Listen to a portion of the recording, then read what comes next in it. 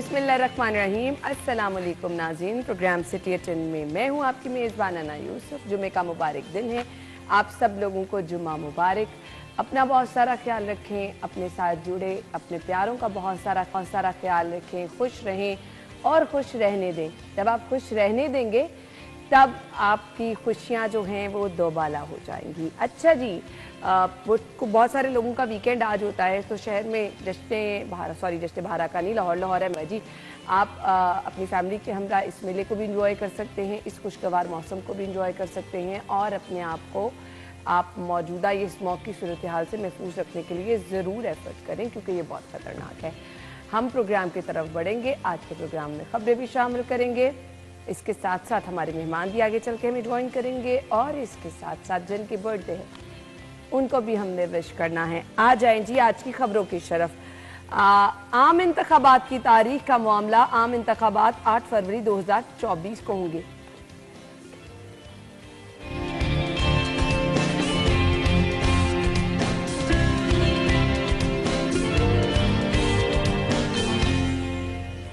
वज़ीर आला का government junior model high school model town का तफसीली दौरा। वज़ीर आला का स्कूल की हालत इज़ार देखकर शदीद नाराजगी का इजहार।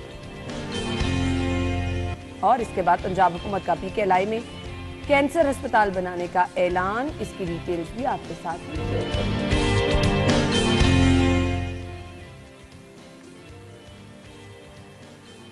Welcome back once again. हमारे सीनियर रिपोर्टर्स हमारे साथ मौजूद है। राउद दिलशाद हुसैन साहब और इरफान मलिक ने ज्वाइन किया है। अस्सलाम वालेकुम। वालेकुम सलाम। बहुत बहुत शुक्रिया आप लोग के वक्त के लिए। माहौल बनना शुरू हो गया है। कल एक बड़ा ऐलान हुआ और इस बड़े ऐलान के बाद हमें एक हलचल सी भी महसूस होना शुरू हुई है।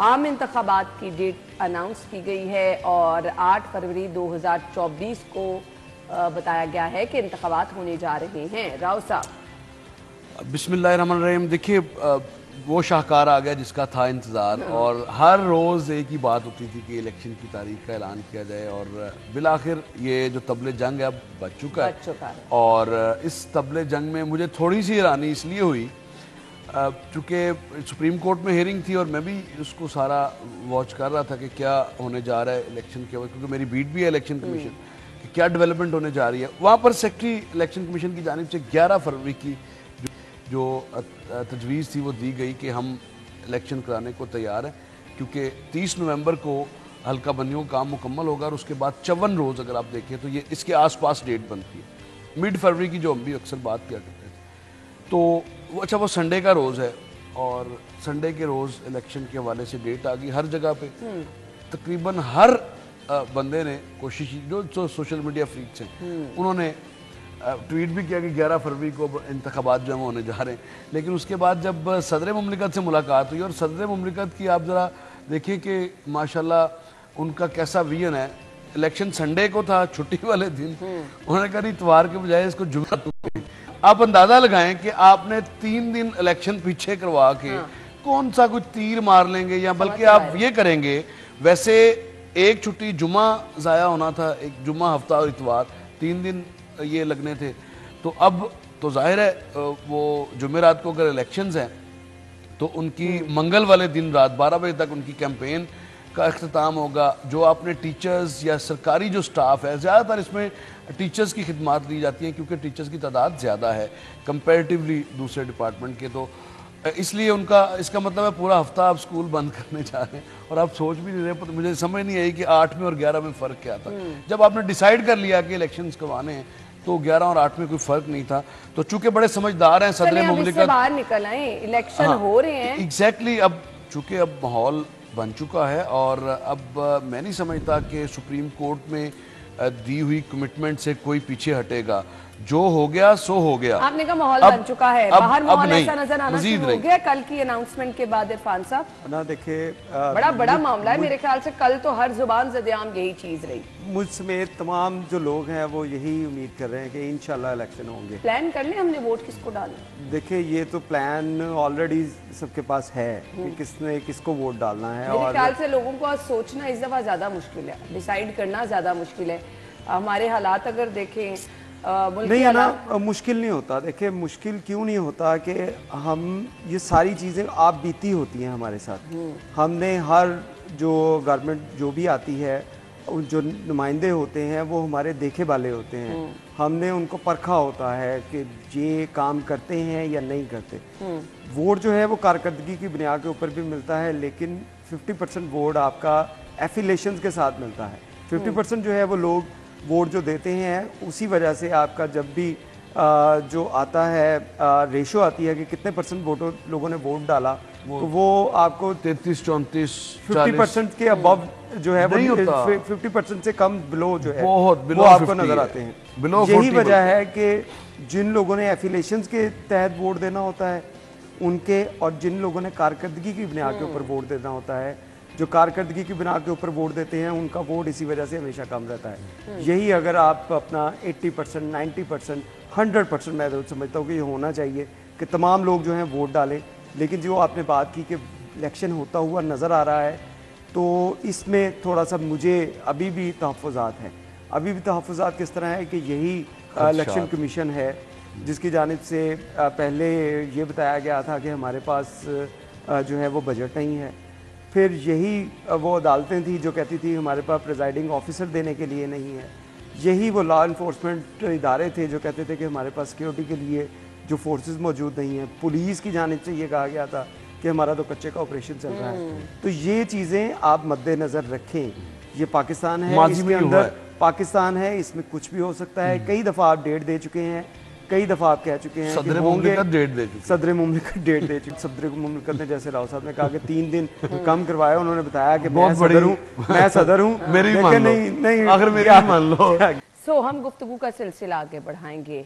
माहौल क्रिएट करना और तमाम सियासी जमातों की सरगर्मियां अब आहिस्ता आहिस्ता कैसे जोर पकड़ेंगी? राव साहब क्या प्लानिंग है? इसमें बड़ी सियासी जमातों का जिक्र कर लेते हैं। एग्जैक्टली अब थोड़ा सा आते हैं कि इलेक्शन के जो माहौल की तरफ हम बात कर रहे हैं कि माहौल बन रहा है, लेकिन एक बहुत ज़्यादा जो बात होती है लेवल प्लेइंग फील्ड के हवाले से, वो ना तो 2018 में मुयस्सर थी और बिल्कुल उसके अपोजिट है। जो उस वक्त के लाडले थे वो आज के जो है वो विलन हैं, और आज के जो लाडले हैं वो उस वक्त के विलन थे।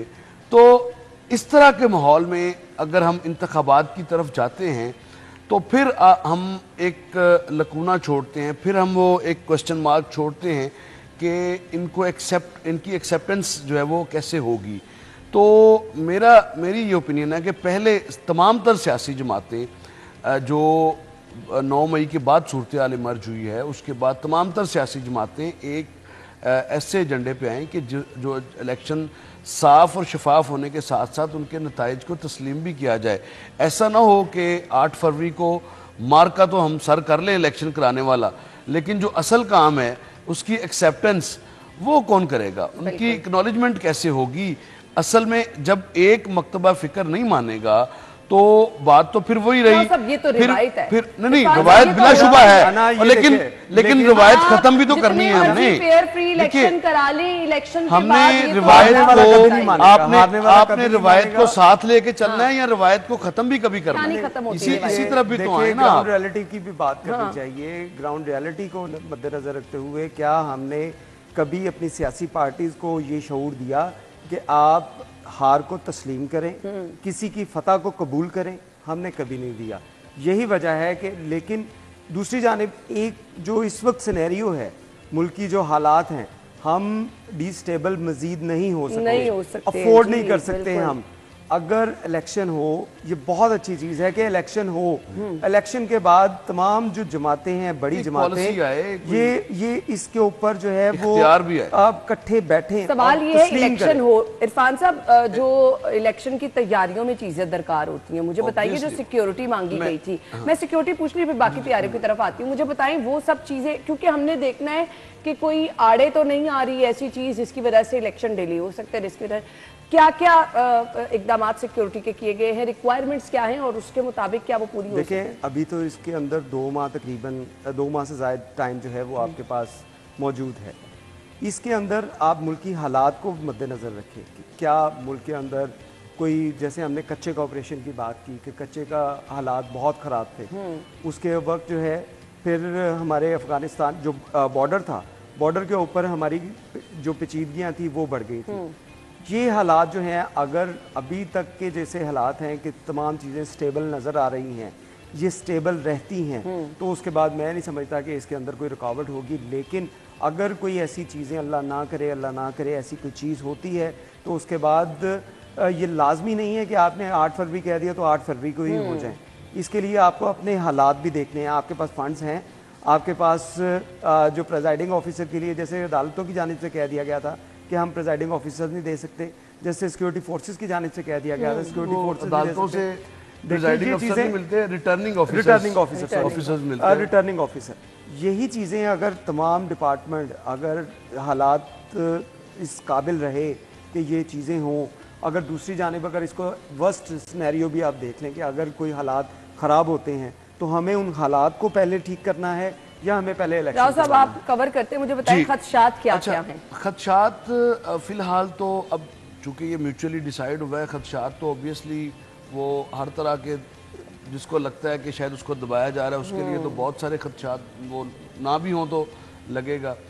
لیکن الیکشن کا جو شیڈیول ہے وہ آئندہ 1-2 روز میں یا 3 روز میں میرے خیال سے اناؤنس ہوگا، اور 54 روز پر مشتمل ہوگا الیکشن شیڈیول. 54 روز میں سب سے پہلے جو کام ہوگا وہ کینڈیڈیٹس کو ڈومینیشن پیپر لینے ہیں 4 روز میں، پھر اگلے 2-3 روز میں جمع کروانے واپس، پھر سکروٹنی کے بعد ڈیسیجن کے بعد پھر اپیلٹ کورٹ میں. یہ جب بھی شروع 2-4 روز میں جب الیکشن شیڈیول آتا ہے تو وہ پورا ایک اس کا میکنزم ہوگا. اس میں پہلے ہلکا بندیاں بھی تو آتے ہیں، ہلکا بندیاں تو 30 تک وہ ایک الگ سے پروسیجر ہے. پھر اس کے ساتھ ایک ووٹ کی اپڈیشن کا پروسیس بھی وہ چل رہا ہے، ووٹرز کی اپڈیشن جو کی جا رہی ہے. اچھا یہ اب اس میں آپ کو جو سٹاف چاہیے تقریباً کوئی آپ کو 70-80 ہزار کا سٹاف چاہیے الیکشنز کرانے کے لیے پنجاب میں، صرف پنجاب میں. اور جو فنڈز کی جو فنڈز کی آپ کو اور اس سے زیادہ سیکیورٹی چاہیے. بالکل، مطلب 2.5-3 لاکھ کے جو سیکیورٹی اہلکار ہوں گے تمام لا انفورسمنٹ ایجنسیز کے ملا کے وہ الیکشن کنڈکٹ کرائیں گے. تو بالکل یہ ایک اس میں پیسے درکار ہوتے ہیں. پیسوں والا میں وہی پوچھ رہی تھی، کوئی ایشو تو نہیں آئے گا؟ نہیں ابھی فی الحال تو پیسے موجود ہیں، چونکہ الیکشنز ڈیو تھے تو وہ پیسے تو جو پریویس گورنمنٹ جب گئی ہے پی ڈی ایم کی تو پیسے تو وہ رکھ کے گئی ہے اس کے لیے، کیونکہ ہونے تو ہیں الیکشن. تو اس کے لیے تقریباً 25 سے 30 ارب روپیہ ہمیں اس کے لیے ریکوائرڈ ہوگا. وہ کس لیے کہ جب آپ نے ایک صوبائی اسمبلی کے حلقے میں ایوریج جو پولنگ سٹیشنز بنتے ہیں وہ 150 سے 170 پولنگ سٹیشنز بنتے ہیں. کہیں پر 100 بھی ہوتے ہیں، لیکن ایوریج اگر نکالیں تو 150 کے آس پاس پولنگ سٹیشنز بنتے ہیں. اور 150 پولنگ سٹیشنز کا مطلب یہ ہے کہ وہاں پر آپ نے اگر 3 کا سٹاف بھی رکھیں تو 300 سے زائد صرف ایک صوبائی اسمبلی کے حلقے میں، اور پھر 2 لاکھ کی اور پھر بیلٹ پیپرز، پھر آپ نے ٹرانسپورٹیشنز، پھر اس میں تمام تر ایکسپینڈیچرز انکلوڈ ہوتے ہیں، ان کو پے کیا جاتا ہے. جو presiding officers, assistant presiding officers جو ساتھ میں جو اہلکار کام کرتے ہیں، ان کی یہ پورا ایک پروسیجر ہے، ان کی تربیت، ان سے حلف نامہ ہوتا ہے، اور پھر وہ ساری چیزیں جو آپ بات کر رہے تھے نتائج کو تسلیم کرنے کے حوالے سے. میں زیادہ دور کی بات نہیں کرتا. یہ 20 نشستوں پر انتخابات ہوئے تھے پنجاب میں، جب 20 حلقوں میں ضمنی الیکشن ہوئے تو اس وقت بڑی کرج دکھائی گئی، اور نتائج کی کمپلیشن سے پہلے ہی مسلم لیگ نون کے رہنما ملک محمد احمد خان نے باقاعدہ اپنی شکست کو تسلیم کیا.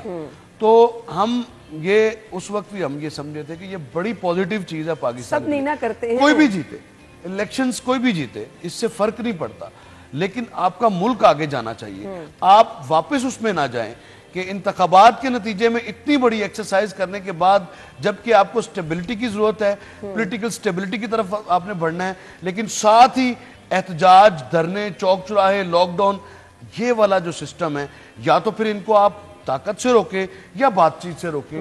2 ایلیمنٹ ہیں، لیکن یہ دونوں کو اگر آپ پیرالل چلائیں گے تو پھر آپ 13 سے 17 تک کی جو گورننس دیکھ رہے ہیں، جگہ جگہ دھرنے، لاک ڈاؤن، 126 دن کا دھرنا، اور یہ ساری چیزوں سے اب آپ کو نکلنا ہے. بالکل، اب ہمارا اب ملک تو ان آپ کے چیزوں کا پاس متحمل ہے بھی اب نہیں. آپ کے پاس کھونے کو کچھ نہیں ہے. اب آپ کی اکانومی جو ہے وہ ویسے ہی ڈگمگا رہی ہے اور آپ کی جو معاشی کشتی ہے وہ ایک ایسی اب لہروں میں پھنس چکی ہے کہ آپ کے پاس گنجائش نہیں ہے کہ آپ اس کو لیفٹ بیٹھیں اور یہ چلیں. راؤ صاحب مجھے یہ بتا دیں سیاسی جماعتوں کی تیاریاں چل رہی ہیں سیاسی جماعتوں کی بالکل پاکستان پیپلز پارٹی کی جانب سے تو نومبر میں الیکشن کی جو ڈیمانڈ تھی وہ 90 روز میں جو آئینی تقاضا ہے وہ کیا جا رہا تھا. اسی طرح سے ANP اسلامی دیگر جو سیاسی جماعتیں ہیں وہ تو 90 روز میں ایون پاکستان تحریک انصاف یعنی ہم یہ کہہ سکتے ہیں کہ ماحول بننا شروع ہو گیا. چونکہ یہ ایک ریکوائرمنٹ تھی الیکشن سے پہلے بندیوں کی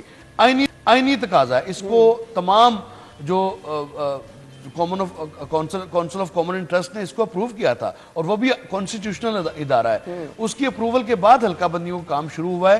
حلقہ بندیوں کا کام 30 نومبر کو مکمل ہونا ہے جو کہ 12 دسمبر کو پہلے مکمل ہونا تھا. اس کے 12 دن کم کیے گئے. اب 30 کو نوٹیفائی ہوتی ہیں تو اس کے بعد اوبیسلی چلیں جی سیاسی جماعتیں اب اپنا کام کریں گی, اپنے نعرے تیار کریں گی. آپ لوگوں کو کہنے جو ہے وہ مائل کرنا ہے, کیا کیا سبز باغ دکھانے ہیں, لیکن ضرور سوچیں یہ بڑا آپ کے اوپر بہت بڑی رسپانسبلٹی ہے. ہم سب لوگوں کے اوپر بہت بڑی رسپانسبلٹی ہے. وہ لوگ جو کہتے ہیں تنگ آ کے ووٹ ہی نہیں ڈالنا, ووٹ کا استعمال ضرور کریں, آپ کا رائٹ ہے, اور ٹرسٹ ضرور کسی پہ کریں. باقی اللہ تعالیٰ پہ چھوڑ دیں. بریک کے بعد جوائن کریں گے اسٹے ود اس.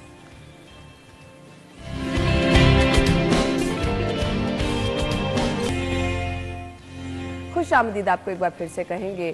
اگلی خبر کی طرف آئیں گے اور اگلی خبر ہمارے پاس ہے جی. وزیر اعلیٰ نے government junior model high school model town کا دورہ کیا ہے. اچھا جی, یہ دورے ایک طرف جو اسکولوں کے حالات ہیں ہسپتالوں سے کچھ خراب نہیں ہیں, مسنگ فیسلٹیز کی تو ہم بات کرتے ہیں, یہاں تو کوئی فیسلٹی ہے ہی نہیں. پانی, فرنیچر, اساتذہ, تعلیمی نظام سب تباہ حال ہے.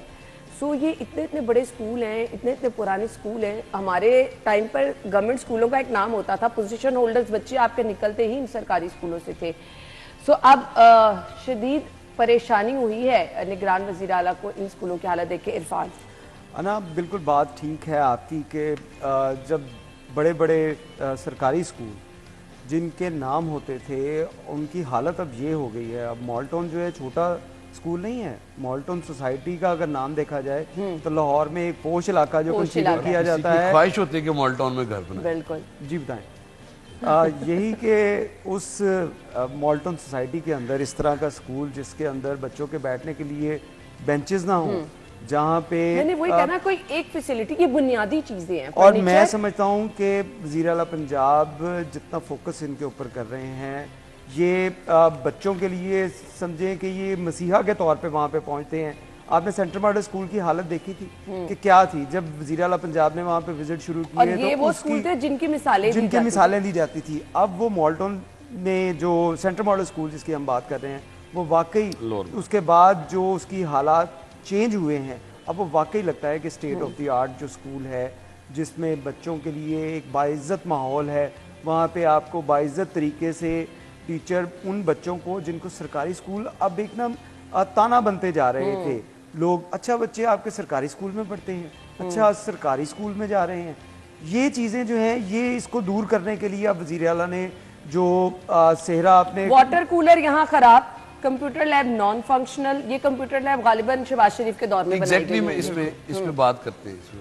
مجھے بتا دیں کوئی سوچ سکتا ہے اپنے بچوں کو اب سرکاری اسکول میں کرانے کا؟ دیکھیں نا, اس طرح کے حالات دیکھ کے تو کبھی کوئی نہیں سوچے گا, لیکن اگر انہی پیرنٹس کو آپ سینٹرل ماڈل اسکول یا دیگر جو ایسے اسکول جن کو اپ گریڈ کیا گیا ہے وہاں پہ آپ لے کے جائیں تو بچوں کو جو 45 ہزار روپیہ مہینہ یا 60 ہزار روپیہ مہینہ اسکول کی فیسیں لے رہے ہیں, ان سے میں یقیناً کہہ سکتا ہوں کہ ان لوگوں کو بچے اٹھا کے وہاں سے ان سرکاری اسکولوں میں لے کے آئیں گے اگر اسی پیٹرن کے اوپر تمام سرکاری اسکولوں کو آپ نے شفٹ کر دیا. عرفان صاحب پاسبل نہیں نا ہے, یہاں پر تو سی ایم صاحب دورے کرتے رہیں گے تو حالات ٹھیک رہیں گے. یہی بات دیکھیں, اس کے لیے آپ کو پالیسی ایسی بنانی پڑے گی. کوئی بھی اب 8 تاریخ ہم سب اس پہ بات کر رہے تھے کہ الیکشن ہوگا, جو پیرامیٹرز وزیر اعلیٰ پنجاب نے اب وزیر اعلیٰ پنجاب کے لیے سیٹ کر دیے ہیں, اس کو کوئی میچ کرے گا وہ یہ بہت بڑا چیلنج ہوگا. اس کو کوئی میچ کرے گا تو وہ چل سکے گا.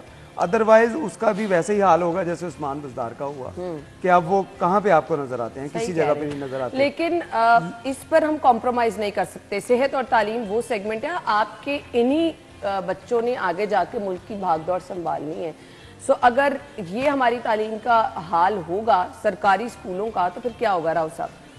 انا یوسف, بدقسمتی سے آپ اس پہ کمپرومائز نہیں کر سکتے, میں نہیں کر سکتا, ہمارا کیمرہ مین عرفان ملک صاحب نہیں کر سکتے. ہماری کوشش یہ ہوتی ہے کہ اچھے سے اچھے سکولز میں بچوں کو پڑھائیں, ہر بندے کی کوشش لیکن ہوتی ہے. آپ کو بدقسمتی یہ ہے کہ پالیسی سازوں نے اس پر کمپرومائز کیا ہے.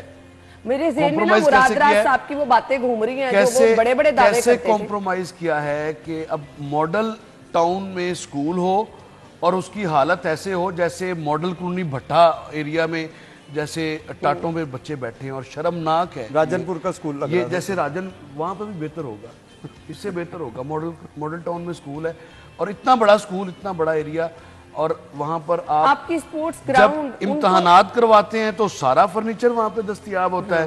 روز بچوں نے پڑھنا ہے تو وہاں پر فرنیچر دستیاب نہیں ہے. اسی سکول میں جو سائنس لیبز اور کمپیوٹر لیبز بنوائی تھی وزیر اعلیٰ پنجاب شہباز شریف نے اس وقت, لیکن ان کی کیا حالت ہے. اس کے بعد شہباز شریف صاحب نے بھی اپنے پڑوس سے نکل کر کوشش نہیں کی کہ میں چیک ہی کر لوں, ایٹ لیسٹ میں چیک ہی کر لوں, بطور عام شہری میں چیک کر لوں کہ وہ میں نے جو کام کروائے تھے ان کی حالت کیا ہے, تاکہ آئندہ کے حوالے سے جب موقع ملے تو کم از کم اس طرح کی چیزوں کو ہم دیکھ سکیں, ان کو اینالائز تو کر سکیں کہ ہم کیا کر کے گئے تھے اور بچا کیا پیچھے. اور یہ تو ایک سکول ہے ماڈل ٹاؤن کا جس کی آپ بات کر رہے ہیں. ذرا سا آپ سکولوں میں جائیں, مضافاتی علاقوں میں جائیں تو آپ کو پتہ چل جائے گا, بھینسیں بندی ہوئی, چودھریوں کے ڈیرے, نمبرداروں کے ڈیرے بنے ہوئے آپ کو نظر آئیں گے. وہاں پر آپ کو پناہ گاہیں نظر آئیں گی. آپ یقین مانیں, ابھی کل میرا گزر ہوا ملتان روڈ سے سمن آباد کے قریب ایک سرکاری سکول ہے, پیٹرول پمپ کے ساتھ, بالکل راؤ صاحب آپ جانتے ہیں, اس کے باہر اتنا کوڑے کا ڈھیر ہے. جونیئر ماڈل سکول ہے وہ بھی, بالکل بچے سکول سے اندر جا رہے ہیں. اس سکول کی ایج کم و بیش 50 سال پرانا وہ سکول ہے, اتنا پریشان, اور اس کی حالت یہ ہے کہ اس کے باہر کلاس رومز ہیں, بچوں کی کلاس رومز کے بالکل ساتھ, وہاں پر وہ ڈمپنگ سائٹ ہے. وہاں سے بڑی گاڑیاں اورنج لائن ٹرین کا اسٹیشن, اسکول کے اندر کتنا تعفن پھیلتا ہوگا. اسی کے اوپر اورنج لائن کا اسٹیشن, اوپر اورنج لائن کا اسٹیشن ہے. اگر گاڑی بند, گاڑی میں اتنی سمیل آ رہی تھی, مجھے 2 منٹ وہاں ٹریفک کی وجہ سے کھڑے ہونا پڑا, اور وہاں پر آپ کو رکنا پڑا کیونکہ یو ٹرن ہے. آپ سوچیں اسکول میں کتنا تعفن ہوگا. ایگزیکٹلی, یہ تو ہے ہماری, ہم اصل میں نا اپنی حرکتوں مطلب کی وجہ سے اسکول کی دیوار کے ساتھ یہ ہے ہماری پرائورٹی. یہاں تک کوڑے کے ڈھیر سکولز ہم پڑھانے کے لیے نہیں ہیں, سرکاری سکولز وہ بھینسیں باندھنے کے لیے, وہ کچرا کنڈی ان کو بنانے کے لیے. میرا دل کر رہا تھا یقین مانے میں باہر نکل کے فوٹیج بنا. انا اس پہ اب دیکھیں یہ ایشو بھی تو ہے کہ جو سرکاری ڈپارٹمنٹس ہیں, اب اسکول ایجوکیشن نے تو نہیں کسی کو کہا کہ وہاں پہ آگے ڈمپنگ سائٹ بنائے. اسکول انتظامیہ اس پہ عرفان صاحب نوٹس تو لے سکتی ہے. دیکھیں اسکول انتظامیہ کا تو ڈسٹرکٹ ایجوکیشن اتھارٹی کس لیے بنائی ہم نے, یہ جو اتھارٹی ہے جس نے وہاں پہ ڈمپنگ سائٹ ڈکلیئر کر دی کہ یہاں ٹھیک ہے سارا شہر سے کوڑا, اچھا وہ ڈمپنگ سائٹ ہے, وہ ڈمپنگ سائٹ ہے, وہ ڈمپنگ سائٹ ہے. میں سمجھی کہ خود ساختہ وہاں پر لوگوں نے کوڑا پھینکا ہے. وہ ٹی سی پی ہے, اس کو وہاں سے وہ اسکول کی دیوار کے ساتھ ڈمپنگ سائٹ بنائی گئی. جی جی جی جی, یہ ہے ہماری پرائورٹی. بیمار نہیں ہونا, یہ ہے ہماری گندگی نہیں وہاں پھیلنی. اس سے آپ اندازہ لگا لیں. اور چھوٹے بچوں کا وہ اسکول ہے نا, جونیئر ماڈل, وہ جونیئر ماڈل اسکول ہے, 5th تک ہے یا 8th تک ہے وہ اسکول, اور اس کے بعد پھر وہاں سے باہر سے گزرنا محال ہے. تو وہ لوگ اس میں آپ نئے سکولز دیکھ لیں کتنے بنے, بلکہ جو تھے آپ نئے کو چھوڑ دیں, پرانوں کی حالت ٹھیک کر لیں. ادھر راؤ صاحب سینٹر ماڈل لور مال کی بات کی, اتنا بڑا اتنا زبردست سکول, ریٹیگن روڈ سینٹر ماڈل, سمن آباد سینٹر ماڈل سکول, زبردست سکول. لیکن آئی مسٹ سے کہ ان کے واش رومز, ان کے پانی کے کولر جس طرح بتایا, فرنیچر. میں وہ فوٹیج دیکھ رہا تھا, چیف منسٹر صاحب گئے ہیں تو سیدھے وہ واش روم میں جا کر انہوں نے دیکھا یار یہ کس طرح سے آپ کر رہے ہیں, یہاں پہ نہ پانی پینے کے لیے. اب ہیڈ ماسٹر سے بندہ پوچھے, جو انتظامی سربراہ ہے اسکول کا, اس کی ذمہ داری ہے تمام تر ارینجمنٹس کو یقینی بنانا. اگر مسنگ فیسلٹیز ہیں تو کتنی مرتبہ کورسپونڈنس کیا ہے ڈسٹرکٹ ایجوکیشن اتھارٹی یا محکمہ اسکول ایجوکیشن سے, جواب ملے گا کہ پتہ ہی نہیں کب. وہ جو چٹھی ڈالی تھی ہم نے سال پہلے, تو اس کے بعد جو ہے اب حضور اب گزارش یہ ہے کہ اگر تو آج بھی آپ چاہتے ہیں کہ ہم اسکولوں کی حالت زار کو بہتر کریں, تو اس کے لیے پھر آپ کو چیف منسٹر جا رہا ہے ہر اسکول میں, سیکٹری اسکول ایجوکیشن کہاں ہے, وہ بعد میں ان کو بلا لیا گیا. اور وہ جو فوج در ظفر موج ہے, جو فوج در ظفر موج ہے سیکریٹریٹ میں بیٹھی, اسکول ایجوکیشن میں بیٹھی, جو وہ کہاں ہے, اور ان سے کیا آپ نے کام لینا ہے؟ کیا ان سے ٹرانسفر پوسٹنگ کے لیٹرز پر صرف ٹھپا لگوانا ان کا کام رہ گیا ہے؟ کوئی پالیسی سازی ان کا کام ہے یا نہیں ہے؟ دنیا جدید گیجٹ کی طرف جا رہی ہے, ہم ڈیسک کو ختم کر کے واپس ٹاٹوں کی طرف جا رہے ہیں جو کہ 50 سال پرانی, وہ یہ فوٹیجز آپ کے سامنے ہیں. اب آپ نے وزیر اعلیٰ پنجاب سے ریکویسٹ یہ ہے کہ جس طرح سے آپ سکولز میں جا رہے ہیں کوشش کریں کہ روز 2 سے 3 سکول میں ضرور جائیں, ہر حال میں جائیں. ایٹ لیسٹ ہوگا کیا, یہ چلے جائیں گے بعد ہوگا میں کیا, وزیر اعلیٰ پنجاب اسکول میں بھی جائے, وزیر اعلیٰ پنجاب کنسٹرکشن سائٹس کے اوپر جائے, ظاہر ہے جب سیکٹریز نہیں جائیں گے ڈپارٹمنٹس کام نہیں کریں تھانوں میں گے. بھی جائیں, ہسپتالوں میں بھی اس کا جائیں. یہ حل نہیں کسی ہوتا, کو تو کرنا ہے نا. اس کا یہ حل نہیں ہوتا, اس کا نہیں حل تو باقی آپ کی انتظامیہ کیا کر رہی ہے؟ اس کا حل یہ ہوتا ہے کہ آپ انتظامیہ میں جس کا قصور ہے اگر پکڑیں, اس کو اس سے فوری طور جواب پہ لیں. اس کو عبرت کا نشان نکالیں بنائیں. اس جب کو آپ وہاں اس سے. کو عبرت کا نشان بلائیں نا بنائیں گے تو باقی اسکول ڈپارٹمنٹ ایجوکیشن کو بلائیں نا, وہ کام باقی کرنے والے لوگ ڈپارٹمنٹ جو ہیں بجائیں. وہ ٹھیک ہونا شروع میں ہوتا ہے. دعوے سے سی ایم کہتا ہوں, اسکول جائیں گے تو اسکول ٹھیک ہو جائیں گے, میں اسپتال دعوے سے جائیں گے, کہتا ہوں تھانوں میں کہ جائیں گے, سڑکوں پہ جائیں گے. دعوے سے میں یہ بات کہتا ہوں کہ جو سیکٹری اسکول ایجوکیشن ہے اس کو یہی نہیں پتا ہونا کہ اسکول لاہور میں ہیں کتنے, اور اگر ان کی حالت زار ہے. میں ایک پیکیج ہم نے بھی بنایا تھا باٹا پور میں, اور سکولز کیا تھا, وہ صرف اس کی دیوار تھی اور پیچھے سارا وہ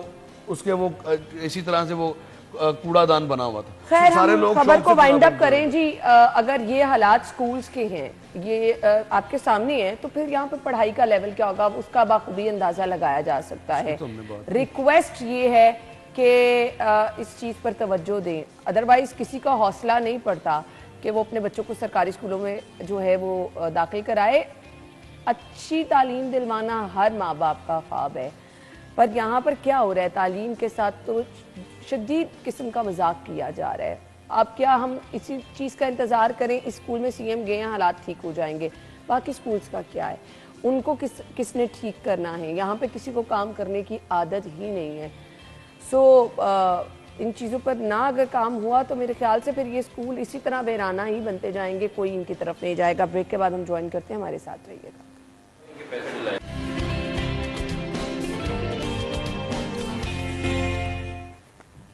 ویلکم بیک ونس اگین. خبر ہمارے پاس کیا ہے؟ پنجاب حکومت پی کے ایل آئی میں کینسر ہسپتال بنانے کا اعلان کیا. پی کے ایل آئی میں غریب مریضوں کا مفت کینسر کا علاج کیا جائے گا. اس سے بڑی خبر میرے خیال سے نہیں ہو سکتی ہے. میں نے اللہ تعالیٰ رحم کرے ہسپتالوں میں جس طرح سے مریضوں کو بلکتے ہوئے دیکھا ہے, پی کے ایل آئی جیسے اگر ہاسپٹل میں غریبوں کا مفت علاج ممکن بنا دیا جائے گا تو یہ میرے خیال سے اس سے بڑی نیکی کوئی نہیں ہو سکتی دنیا پہ. ایگزیکٹلی, بالکل یہی ہماری سیاست ہے, یہی گورننس ہے, یہی خدمت ہے, اور یہی آپ نے اپنی آخرت دنیا میں سوار لینی. اسی کے لیے تمام تر عہدے اللہ تعالیٰ کی طرف سے نوازے جاتے ہیں اور دیے بھی جاتے ہیں تاکہ عوام و ناس کی خدمت کو یقینی بنائیں. کینسر ہاسپٹل کے حوالے سے میں یہ پہلے تذکرہ کر چکا ہوں کہ جو کام ہمیں 25 سال پہلے کرنے چاہیے تھے, یعنی 2 ڈیکیڈز پہلے یہ جو کام کرنے چاہیے تھے, وہ ہم 25 سال بعد بھی اس پر آئے ہیں. لیکن چلیں دیر آئے درست آئے. لیکن کینسر ہاسپٹلز کے حوالے سے اگر گورنمنٹ نے اس کی یہ فیصلہ کیا ہے کینسر ہاسپٹلز کا, تو گورنمنٹ پی کے ایل آئی کی طرز پر ہی کرے, سینٹر آف ایکسیلنس رکھے, تاکہ اب اور زیادہ جدت آئی ہے علاج میں. اب کینسر کے مرض کے حوالے سے بہت زیادہ حد تک جو ہے وہ علاج ممکن ہے اور ہوتا ہے علاج. میں نے دیکھا آپ کے سامنے شہباز شریف کی اگزامپل موجود ہے, جن کا مثالیں تو کوئی اچھی دے دیں, جانے دیں, وہ تو سب کچھ کرا سکتے ہیں. باہر کے ملکوں میں جا کے علاج ہوگا. ایک مثال, یہ تو زندگی اور موت تو اللہ تعالیٰ کے ہاتھ میں ہے, لیکن ایک ایگزامپل کے طور پر اگر آپ کوٹ کریں, عام آدمی کے ساتھ نہیں آپ ریلیٹ کر سکتے, اور بھی بہت مفت سارے علاج والوں کے ساتھ نہیں معذرت کے ساتھ یاسمین آپ راشد ریلیٹ کر صاحبہ کی سکتے. طبیعت آپ کو پتا ہے کہ خراب ہوئی اور وہ ان کا ڈائگنوز ہوا اور اس کے بعد پھر ان کا ٹریٹمنٹ بھی پریورٹی پہ کام ہوئے نا, دھکے نہیں کھانے پڑے, کسی قسم کا ڈیلے نہیں آیا, یہ ایشو ہے. دوائیاں بند نہیں ہوئی. پہلے تو یہ سن رہے تھے کہ مناوا میں نوٹیفائی کیا گیا, مناوا کا میں ایک نیا جو کینسر ہسپتال ہے اس کو بنانا ہے.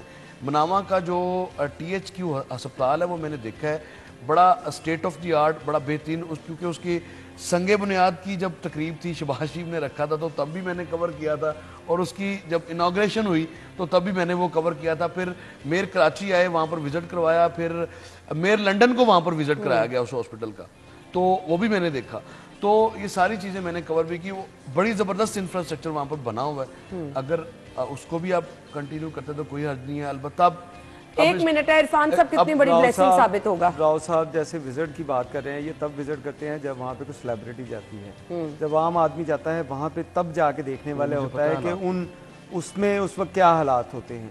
یہ ایک بہت وقت کی اہم ضرورت ہے کہ آپ ایسے ہاسپٹل, ایسے سینٹر جو ہیں ان کی تعداد بڑھائیں ایسے مریضوں کے لیے جن کو کبھی کوئی پوچھتا نہیں. کبھی ان کی دوائیاں بند کر دیتے تھے, کبھی ان کا علاج روک دیا جاتا تھا, اور ان کو مجھے اگین نگران وزیر اعلیٰ نے جو چائنا کے ہاسپٹل کا دورہ کیا تھا وہ مثالیں ہمارے سامنے ہیں. ہم کیوں نہیں یہ سب پوری دنیا میں ہے, پوری دنیا میں پرائیویٹ ہاسپٹل, پرائیویٹ اسکول کا کانسیپٹ نہیں ہے. یہاں پہ ہے صرف کہ ہم لوگ جو ہیں وہ بھاگ کے پرائیویٹ ہاسپٹل جو ہیں اس میں جائیں گے, کیونکہ ہمیں پتا ہے کہ سرکاری ہاسپٹل میں ہمیں علاج نہیں ملنا, وہاں پہ دوائی نہیں ملنی, وہاں پہ ڈاکٹر نہیں ملنا, وہاں پہ بیڈ نہیں ملنا. تو یہ چیزیں 80 لاکھ روپیہ خرچ کر کے انڈیا میں جاتے ہیں آپریٹ کروانے, تو وہ کیا ہے, وہ میڈیکل ٹورزم ہے, وہ اس سے وہ زر مبادلہ بھی کما رہے ہیں. چائنا میں جاتے ہیں آپ 1.5 کروڑ روپیہ لگتا ہے لیور کا وہاں پہ, تو وہ آپ وہاں پہ بھی جا رہے ہیں, دوسرے ملکوں میں بھی جا رہے ہیں. پاکستان میں بھی لوگ آتے ہیں, پاکستان میں بھی لوگ آتے ہیں, غریب آدمی کی گردہ نکالتے ہیں 3 لاکھ روپے میں, اور اس سے 70 لاکھ ڈاکٹر لیتے ہیں. اس کا گردہ یہ پاکستان میں بھی ہے, یہ ایسا بھی ہے, لیکن یہ آفیشیل ہی نہیں ہے. لیکن چلے جی, ہم دعا گو ہیں کہ یہ کام جو ہے خوش اسلوبی سے انجام کو پہنچے. گڈ لک بھی کہنا چاہیں گے, کیونکہ یہ نگران سیٹ اپ اگر یہ مثالیں قائم کر رہا ہے تو آئی ہوپ آگے چل کے امید آ سکتی ہے کہ اس سلسلے کو برقرار رکھیں گے, عام آدمی کے لیے کچھ بہتر ہوگا. بہت بہت شکریہ. ناظرین, ہیڈ لائنز کے بعد آئیں گے.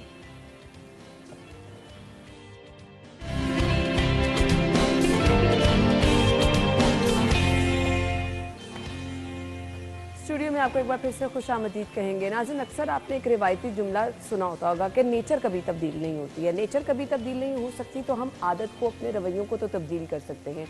رویوں کی تبدیلی اس لیے بھی ضروری ہے کہ ہمارے بہت سارے اپنے ہمارے سے دور ہو جاتے ہیں, ہمارے بہت سارے رشتے ختم ہو جاتے ہیں, ہماری بہت ساری دوستیاں ختم ہو جاتی ہیں. ہم اگر اپنے رویے تبدیل نہیں کرتے, ہمارے کاروبار تباہ ہو جاتے ہیں. سو ہر جگہ پر آپ کو اس کی وجہ سے نقصان ہی نقصان اٹھانا پڑتا ہے. کبھی بھی کوئی پرفیکٹ نہیں ہوتا. ہمیں ہمیشہ خود اپنا آپ ٹھیک لگ رہا ہوتا ہے, ہم دوسروں پہ تنقید کرتے ہیں. کبھی اکیلے بیٹھ کے سوچئے کہ آپ کی کسی بھی بات سے اگر کسی کی دل آزاری ہوئی ہے, اللہ تعالیٰ تو اس چیز کو ناپسند کرتا ہی ہے. ہمارے ساتھ لوگوں کا گیپ جو ہے وہ بڑھنا شروع ہو جاتا ہے, لوگ آپ سے دور ہونا شروع ہو جاتے ہیں. اپنی غلطیوں کو جانچیے, اپنے رویوں کو دیکھیے, وقت کی اہم ضرورت ہے. اگر آپ چاہتے ہیں کہ آپ لوگوں کے پسندیدہ رہیں, لوگوں میں مقبول رہیں, تو بہت ضرورت اس امر کی ہے کہ آپ اپنے رویوں پر غور کریں, مل جل کر رہیں, میٹھے الفاظ بولنا سیکھیں. اب وہ لوگ جن کے رویوں میں ہمیشہ تلخی رہتی ہے, جن کے جملے ہمیشہ تلخ ہوتے ہیں, غصیلے لوگ ہوتے ہیں, انہوں نے کیا کرنا ہے جی. تبدیلی لانا چاہتے ہیں لیکن اوور کم نہیں کر پاتے اپنے ان رویوں پر. ان کے ساتھ کیا کیا پرابلمز ہو سکتی ہیں, ان کو کیا کیا چیزیں اپنے اندر چینج لانے کے لیے کون سی تھیراپی درکار ہے, آج ہم اس پر بات کریں گے. ہمارے ساتھ ہماری آج کی مہمان جو کہ ماہر نفسیات ہیں, ڈاکٹر وسما اعجاز موجود ہیں. ویلکم کہیں گے. السلام علیکم جی. Thank you so much.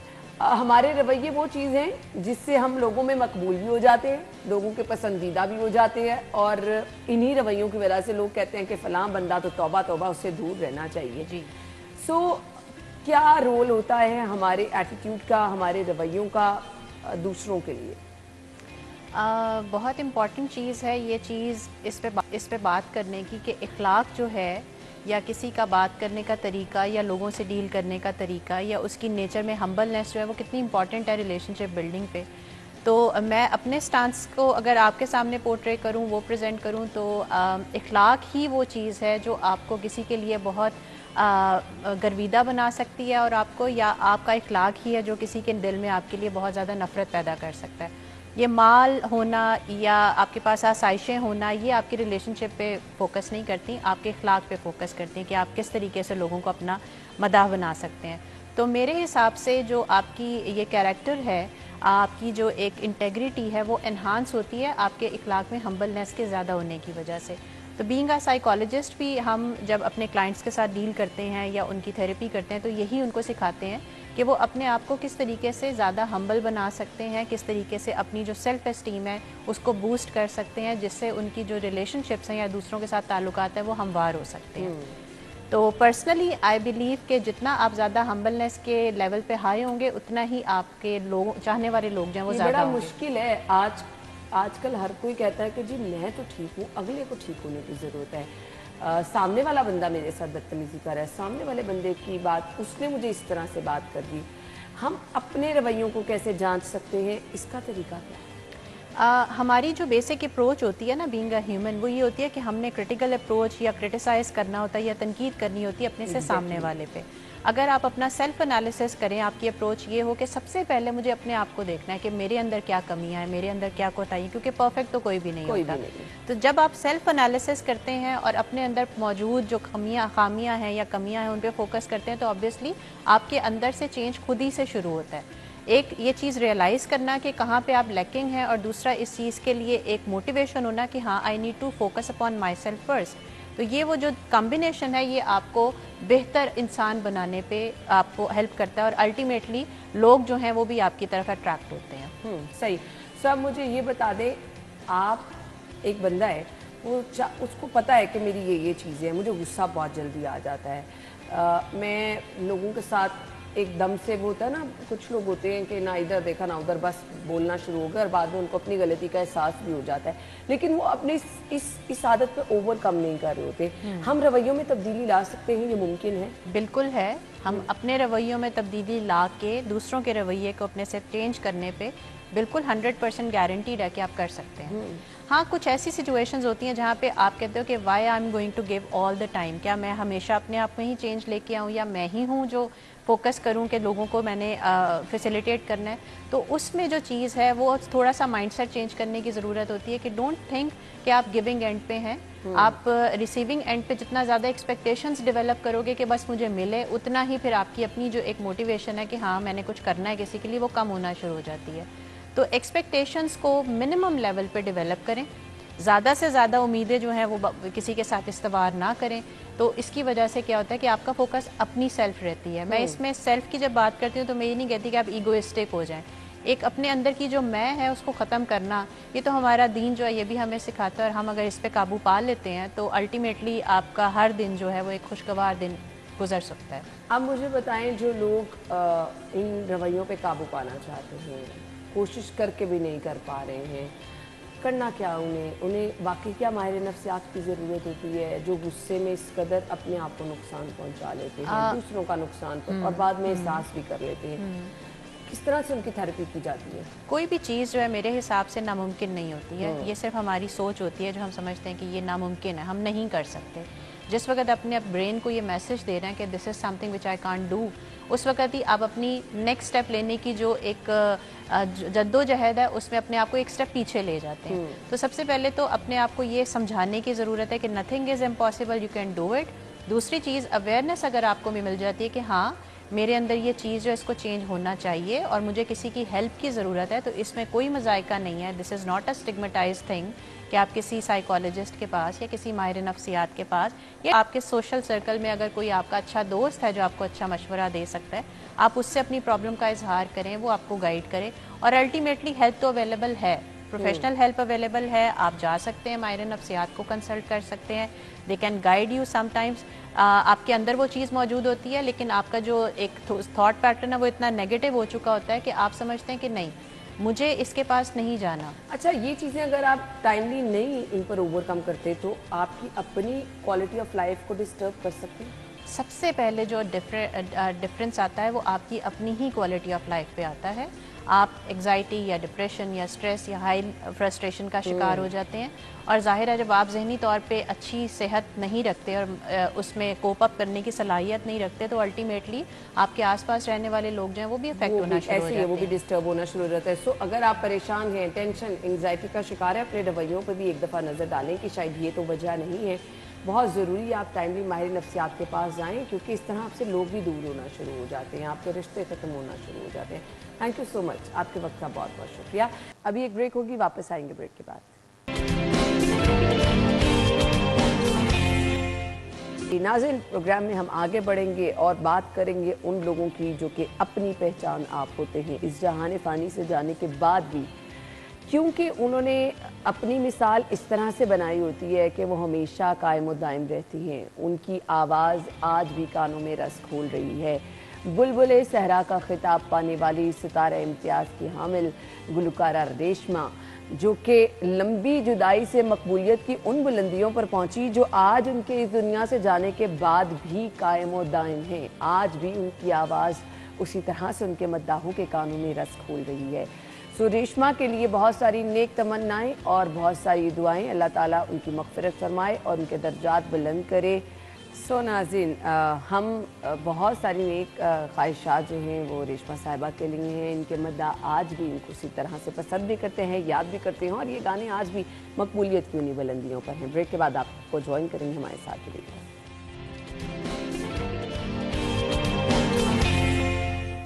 Studio میں خوش آمدید کہیں گے. پروگرام کے اس حصے میں ہم بات کرنے والے ہیں بچوں کے دانتوں کی حفاظت کی. میٹھا ہم بچوں کو میٹھے سے سٹارٹ کراتے ہیں. سو وہ ایک لمبے عرصے تک بچوں کو ہم میٹھے پہ لگائے رکھتے ہیں. کھانے پینے میں چاکلیٹس، ٹافیاں، میٹھے کا استعمال آپ کے بچوں کے دانتوں کے لیے کتنا نقصان دہ ہو سکتا ہے، اور بچوں کے دانتوں کی حفاظت آپ نے کیسے کرنی ہے؟ اگر بچوں کے دانتوں میں کیڑا لگ جائے تو کیا کرنا ہے؟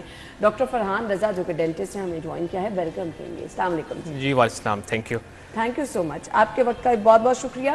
سٹارٹ کر لیتے ہیں بچوں کے دانتوں کی حفاظت ہم نے کرنی کیسے ہے، پہلے تو یہ بتا. بچوں کے دانتوں کے حوالے سے سب سے پہلے تو کیئر میں سمجھتا ہوں پیرنٹس کی ہے سب سے زیادہ، اس لیے کہ جو سب سے زیادہ چانس کیویٹی کا ہے وہ ہے بیبی بوٹل کیریز کا. بچے فیڈر پیتے ہیں اس کے بعد فوری سو جاتے ہیں رات کو، اور خاص کر کے پیرنٹس جو ہیں اس کے اندر چینی ایڈ کرتے ہیں، شوگر کا ایڈ ہوتا ہے، جس کی وجہ سے کیریز جو کیویٹی ہے وہ اس کا عمل بڑھ جاتا ہے. اور سیکنڈلی بچے جو ہیں برشنگ کے اندر ٹیکنیک جو ہے ان کو نہیں پتہ، یہ پیرنٹس کو کروانی چاہیے. برشنگ جو ہے کہ جو اسپیشل ٹیکنیک ہے اس کے تھرو بیبیز خاص کر کے صرف فرنٹ کے دانت اپنے برش کر رہے ہوتے ہیں، پیچھے کے جو برش نہیں کر پا رہے ہوتے، اس لیے کہ ان کو نہیں پتہ کہ برش پیچھے کیسے پہنچے گا، گئے گا، ان کے ٹینٹرمز ہوتے ہیں. تو ضروری ہے کہ پیرنٹس اس کے اندر اپنا عمل کریں اور بچے کو ہیلپ کریں برشنگ کے اندر. کس ایج سے بچے کے لیے آپ ٹوتھ برش ریکمینڈ؟ جی اچھا سوال ہے. اس میں یہ ہے کہ 6 منتھس کے اندر جب دانت نکل آئے ہیں آپ کے تو تب برشنگ سٹارٹ کر دینی چاہیے. اور پیرنٹس ڈیلے کر رہے ہوتے ہیں کہ پورے دانت نکلے ہیں، 2 سال کا بیبی ہو تو پھر برشنگ کریں. 6 منتھ سے دانتوں کی کیئر شروع کر دینی چاہیے. صحیح. اچھا جی، اب جیسے میں نے کہا کہ ہم غذا میں بچے کو میٹھے سے استعمال کراتے ہیں نا، آغاز ہی ہم کرتے ہیں کہ میٹھی چیزیں بنا کے دینی ہیں. سو آپ میٹھی چیزوں کا استعمال جو ہے بچوں کے لیے اگر کر رہے ہیں تو پھر کیا حفاظت ہے دانتوں کی؟ کیا کیا چیزیں آپ نے؟ بیبی کی ہیبٹ، بچے کی ہیبٹ ہونی چاہیے کہ اگر آپ کو میں میٹھا دے رہی ہوں تو آپ نے رنس کرنا ہے، کلی کرنی ہے فوری کھانے کے بعد. ٹھیک ہے، برشنگ چاہے وہ ٹوائس اے ڈے کرے مگر میٹھے کے بعد ایٹ لیسٹ رنس کرنا چاہیے. سیکنڈلی پیرنٹس کو یہ نہیں آئیڈیا ہوتا کہ جو کھانے کے جو بھی مطلب ہماری ڈائٹ ہے، جیسے روٹی ہے، چاول ہے، جو بھی بیبی کھا رہا ہے اس کے اندر شوگر کا کچھ حصہ ہے جو کہ دانتوں کے اندر سٹک رہے گا تو وہ کیویٹی کرے گا. تو ہم صرف میٹھے کو ایز اے کیویٹی جنریشن کے لیے سوچ رہے ہیں. یعنی میٹھے کے علاوہ بھی اگر آپ روٹی وغیرہ چاول بھی کھلا رہے ہیں تو اس چیز کا بھی تب بھی آپ اس کے اندر شوگر کانٹینٹ ہے، جس طرح ہم ڈائبٹیز کے پیشنٹ کو منع کرتے ہیں کہ آپ نے یہ ڈائٹ ریسٹرکٹ کرنی ہے، اسی طرح مطلب اس کے اندر ایک ڈائٹ کے اندر شوگر کا کانٹینٹ موجود ہوتا ہے. ٹھیک ہے. سو آپ نے اس چیز کو بھی دیکھنا ہے. اچھا جی، اب مجھے یہ بتا دیں، بچے بہت مشکل ہوتا ہے پیرنٹس کے لیے بھی کہ آپ اس چیز کا خیال رکھ سکیں. چاکلیٹس، ٹافیاں، یہ بچے بہت پسند کرتے ہیں. سو اس سے کیا ہوتا ہے الٹیمیٹلی آپ کے دانت پیچھے والے تو ہم اکثر بچوں کے دیکھتے ہیں خراب ہوئے ہوتے ہیں. سو اس کی کیئر کیسے کرنی ہے اور پھر علاج کی طرف بھی آئیں گے؟ اس کی کیئر جو میں نے پہلے بات کی ہے کہ برشنگ پیرنٹس کو خود کروانی چاہیے. ٹھیک ہے. میں سمجھتا ہوں کہ ایٹ لیسٹ 4 to 5 ایئرس تک پیرنٹس کو سپروائز کرنا چاہیے برشنگ کو. اور بیبیز ہمیشہ یہی کہتے ہیں کہ ہم نے برش کر لیا ہے، جبکہ وہ صرف اپنے فرنٹ کے تیت کلین کر رہے ہوتے ہیں. مولرز جو پیچھے کی داڑیں ہیں ان کو خاص توجہ دینی چاہیے. کیریز جو کیویٹی ہمیشہ انہی دانتوں سے سٹارٹ ہو رہی ہوتی ہے. اگر دانتوں میں کیڑا لگ گیا تو پھر کیا کرنا ہے؟ اس میں یہ ہے کہ اگر انیشلی ہم نے اس کو دیکھ لیا ہے کہ کیویٹی ہو رہی ہے، اس میں پیرنٹس کیسے دیکھ سکتے ہیں کہ بلیک اسپاٹنگ ہونا شروع ہو جاتی ہے، تو اس کی فیلنگ کی طرف آنا چاہیے. اور اگر زیادہ تر پیرنٹس آتے ہیں کہ جب وہ پین سٹارٹ ہو جاتی ہے تو وہ ریموول کی طرف جانا پڑتا ہے، یا پھر اس کی پلپوٹمی یا پلپیکٹمی جو ایڈوانس پروسیجرز ہیں اس کی طرف جانا پڑتا ہے دانت کو بچانے کے لیے. اس لیے کہ وہ مولرز جو ہیں وہ 12 سال کی ایج میں آئیں گے. اگر آپ کو محسوس ہو رہا ہے کہ آپ کے بچوں کے دانتوں میں وہ بلیک اسپاٹس آ رہا ہے، آپ کو فوری طور پر ڈینٹسٹ کے پاس جانا ہے. Once a year check up کروانا چاہیے ڈینٹسٹ کو. ٹھیک ہو گیا.